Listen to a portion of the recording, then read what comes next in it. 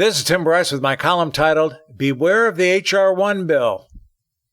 House Resolution 1, or H.R.1, the For the People's Act of 2021, was introduced on January 4, 2021, in the 117th Congress by Representative John P. Sarbanes, a Democrat from Maryland, and recently passed to the Senate on March 11, 2021.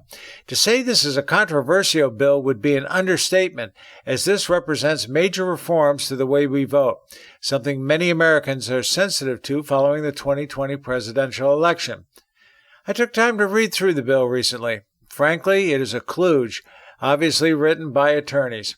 Thank God today's Democrats never had a chance to write the Constitution, as they would have made it more voluminous than War and Peace. We already know our voting system is far from bulletproof, but what is proposed here will weaken it further. Here's a handful of the problems I found with it. First, the bill provides for voter registration over the Internet, allowing signatures in electronic form. As someone involved with the IT community for over 40 years, I see this as opening the floodgates to fraud. Maybe the authors of this bill are unfamiliar with the concept of Internet hacking. Not only will outsiders be allowed in, but this is a convenient way for the dead to come back to life and vote again. Number 2, the bill wants every eligible citizen to be registered to vote, whether they want to or not. Let's assume the Democrats pass another bill providing blanket amnesty to illegal immigrants, thereby making them U.S. citizens. This would fill the coffers of votes for years to come.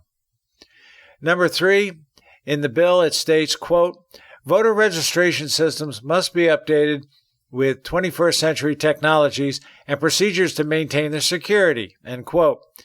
This is laughable, as computer technology is prone to security flaws. I would prefer 18th century technologies instead. You know, show up in person, prove you are a citizen, sign the rolls, and so on.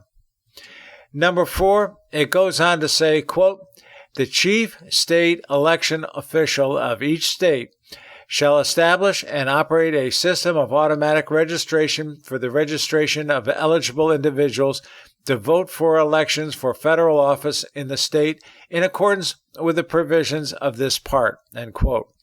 This would result in 50 different interpretations for how this is done. Since the federal government is pressing the issue, why don't they provide a standardized system? Number 5, the bill promotes the ability for voters to vote by mail. Requesting a legitimate absentee ballot is one thing. Pushing massive voting by mail opens the doors to fraud, as found in the 2020 election. Number 6, under the bill, no form of identification is required to obtain an absentee ballot. This means anyone can ask for an absentee ballot, be they a citizen or illegal immigrant. Number 7, the bill proposes Election Day as a public holiday, representing yet another day for government employees to have another paid holiday.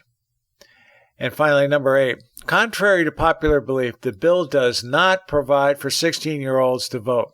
However, they can be registered to vote at this time. This hints at the next step of allowing more uninformed voters to vote. There is nothing in the bill about validating voter identity, verification of signatures, or checking rolls in a uniform manner. This is all about harvesting votes for the Democrats in an unscrupulous manner. I have always considered the right to vote as a sacred honor, something that should be safeguarded, not given away. If this legislation is passed, it is yet another nail in the coffin to this great republic. This bill is certainly not for the people, but rather for an autocratic form of government.